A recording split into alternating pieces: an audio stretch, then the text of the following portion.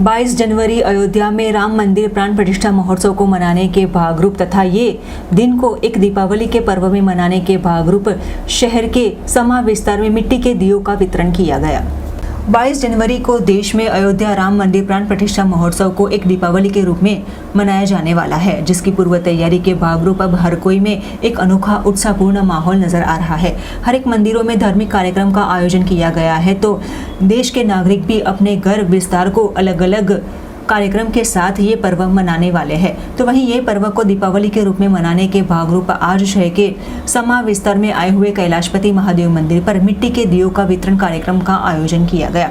अयोध्या राम नगरी को नवनिर्मित मंदिर प्राण प्रतिष्ठा महोत्सव को दीपावली के रूप में मनाने के भागरूप आज सांसद रंजनबेन भट्ट की आगेवानी के तहत विस्तार की महिलाओं ने मिट्टी के दियों का वितरण किया था। जहां अब ये पर्व को धार्मिक पर्व नहीं लेकिन एक देश का महापर्व के रूप में मनाते हुए हर कोई अपने घर 22 जनवरी के दिन दिए जगमगाने के साथ दीपावली के रूप में पर्व मनाए, वैसी अपील की गई थी।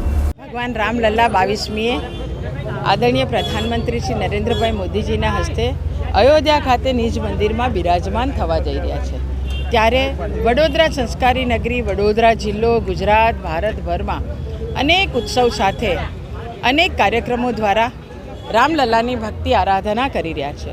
આજે દિવાળી 22મી તારીખે દીવડા પ્રગટાવવાના છે। દિવાળી જેવું આપણે સૌએ ઉત્સવ મનાવવાનો છે।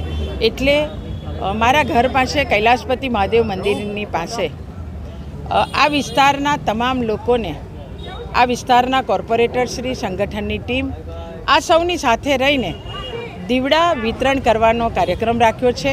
સૌ પોતાના ઘરે દિવાળી જેવો માહોલ કરીને દીવડા પ્રગટાવે એ ભાવ સાથે રામલલ્લાના ભજન કીર્તન કરીએ એ માટે આજે દીવડા સૌને વિતરણ કર્યા છે। સૌને જય શ્રી રામ।